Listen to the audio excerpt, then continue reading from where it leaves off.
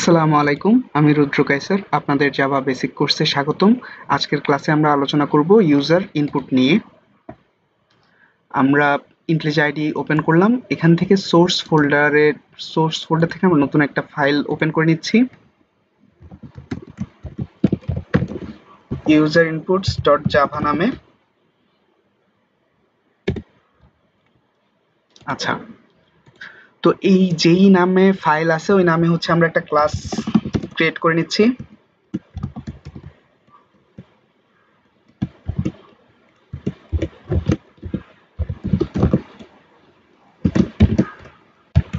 ওকে,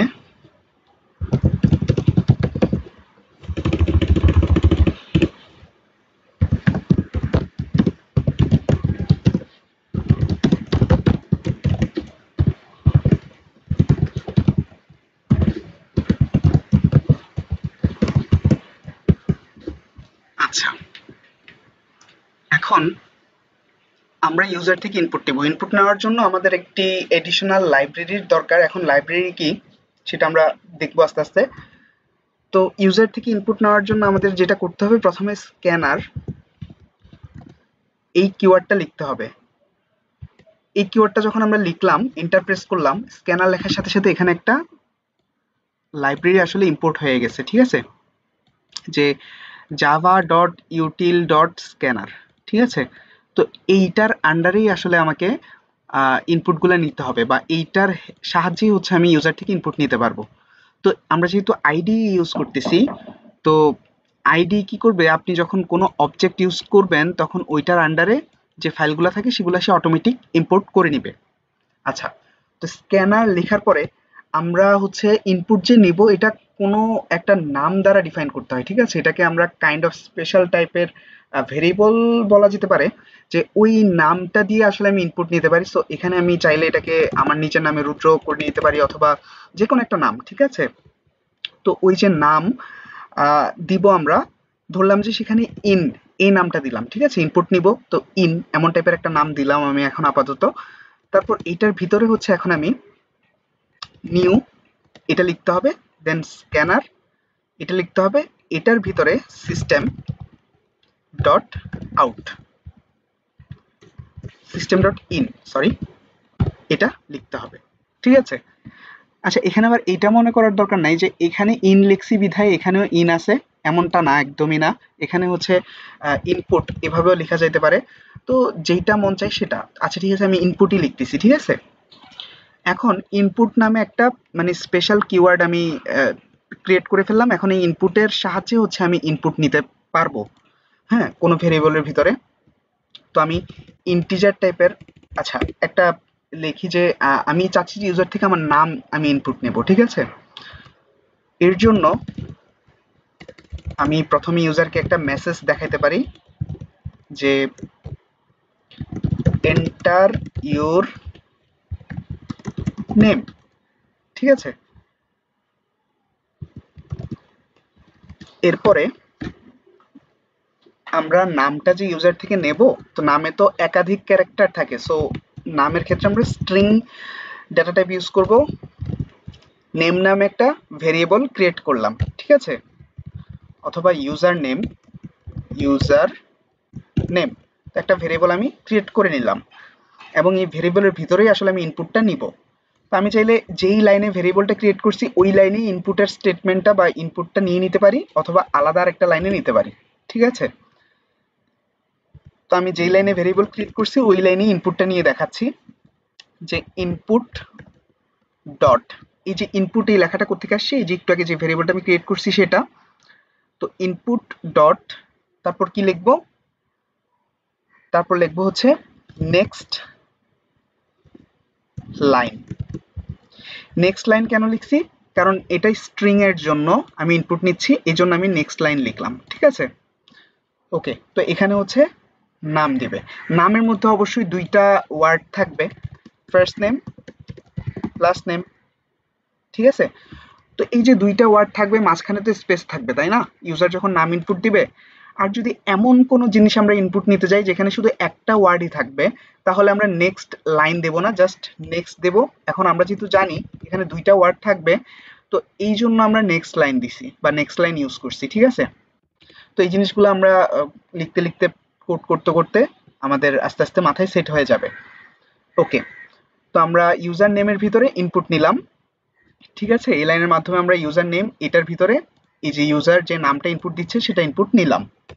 ওকে, তারপরে আমি সেটাকে আউটপুট করে দেখাবো।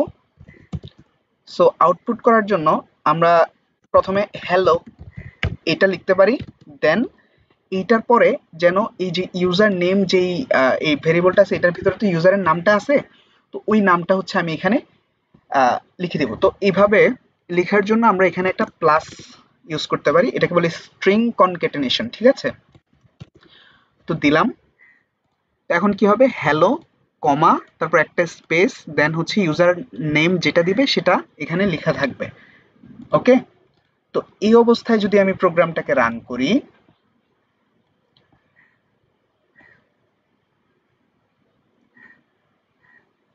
আচ্ছা এখানে রান হওয়ার পরে এই যে নিচে যেটা আসতেছে না এটা জানি কেমন লাগতেছে, তো আমরা চাইলে এটাকে ধরে এদিকে শিফট করে ফেলতে পারি, ঠিক আছে? তো এখন কিন্তু এই পাশে আছে, সো এখন আমরা এই দিক থেকে হ্যান্ডেল করতে পারি, ঠিক আছে? ওকে, তো এন্টার ইউর নেম আমার নাম দিতে বলতেছে, সো আমি এখানে আমার নাম দিয়ে দিলাম। নাম দেওয়ার পরে এন্টার প্রেস করব, ঠিক আছে? এন্টার প্রেস করার পরে এই যে হ্যালো আসলো, হ্যালোর পরে এই যে আমি যে নামটা ইনপুট দিছি সেই নামটাই চলে আসলো, ঠিক আছে? আচ্ছা এখানে একটা জিনিস লক্ষ্য করলে দেখা যাবে যে এন্টার ইউর নেম ও এই লাইনে ইনপুটটা না নিয়ে পরের লাইনে ইনপুটটা নিতেছে, ঠিক আছে? এইটা কেন হচ্ছে, কারণ এখানে আমি প্রিন্ট এলএন ইউজ করতেছি। এখন প্রিন্ট মানে এই যে এইটা যেখানে প্রিন্ট করতেছে, এই যে এন্টার ইউর নেম এটা যেখানে প্রিন্ট করতেছে ওই জায়গায় আমি প্রিন্ট এলএন ইউজ করতেছি। আমি চাচ্ছি প্রিন্ট এলএন ইউজ না করে জাস্ট প্রিন্ট এতটুকু ইউজ করতে, তাহলে কিন্তু যেই মানে যেই লাইনে লেখাটা আছে ওই লাইন থেকে ইনপুটটা নিবে, ঠিক আছে? এখানে প্রিন্ট এলএন ইউজ না করে আমি প্রিন্ট জাস্ট প্রিন্ট লেখাটা ইউজ করলাম। এই অবস্থায় যদি আবার রান করি,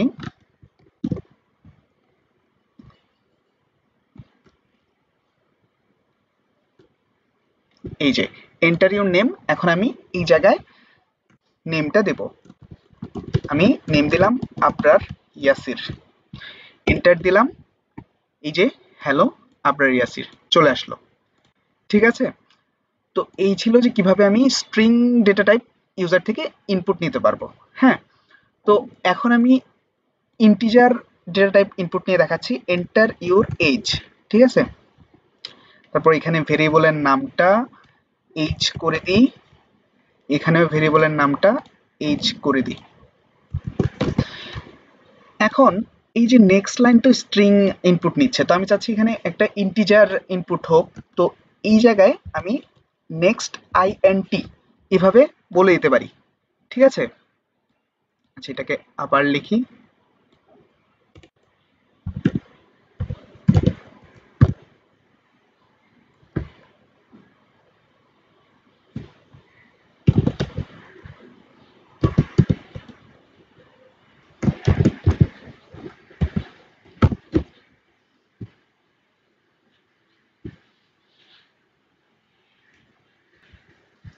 আচ্ছা এখানে আমাকে তারপরে এরর দেখাচ্ছে, এরর দেখানোর কারণ হচ্ছে এই যে ইউজার এজ এটার ডাটা টাইপ আমি এখানে স্ট্রিং দিয়ে রাখছি, কিন্তু আমি ইউজার থেকে ইনপুট নিতেছি ইন্টিজার টাইপের ডাটা, তাই না? তো এখানে আমাকে কি করতে হবে, ইউজার এজটাকে ইন্টিজার ডাটা টাইপ করে নিতে হবে, তাহলে এই যে এররটা চলে যাবে, ঠিক আছে? আচ্ছা, কারণ ইউজার এইজ এটা তো আমি ইন্টিজার টাইপের ডাটাই ইনপুট নিতেছি, সো আমাকে ডাটা টাইপটাও ইন্টিজার রাখতে হবে। ওকে, তো এই সিনক্রোনাইজেশনটা আমাকে বজায় রাখতে হবে। আচ্ছা, তো এখন যদি আমি প্রোগ্রামটা রান করি, ওকে এন্টার ইউর এইজ, তো আমি আমার এইজ দিয়ে দিলাম। আচ্ছা এখানে হ্যালো 21 চলে আসছে, অথবা আমরা এখানে মেসেজটা একটু ডিফারেন্ট দিতে পারি,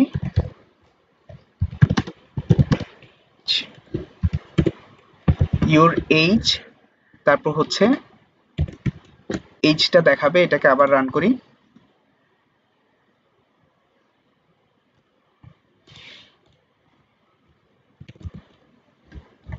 এই যে হয়ে গেল, ঠিক আছে? আশা করি ইন্টিজার টাইপের ডাটাও ইনপুট নেওয়া যাবে।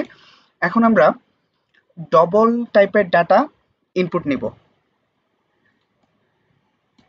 Enter a number.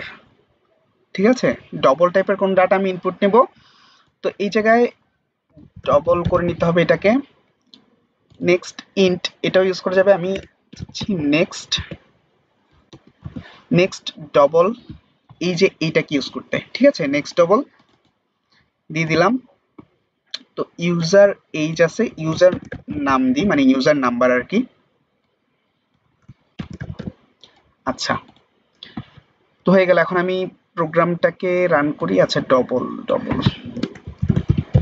মেসেজটাকে এইভাবে শো করাই। ওকে, আচ্ছা প্রোগ্রামটা রান করি। আচ্ছা, ডবল টাইপের ডাটা আমি দিয়ে দিই যে 100 পয়েন্ট,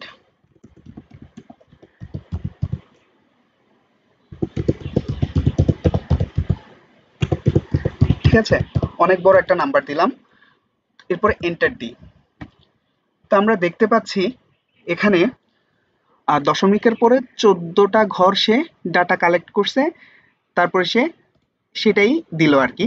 তো ডবলের ক্ষেত্রে এই যে দশমিকের পরে 14টা ঘর সে ডাটা পর্যন্ত সে কালেক্ট করে তারপর দেয়।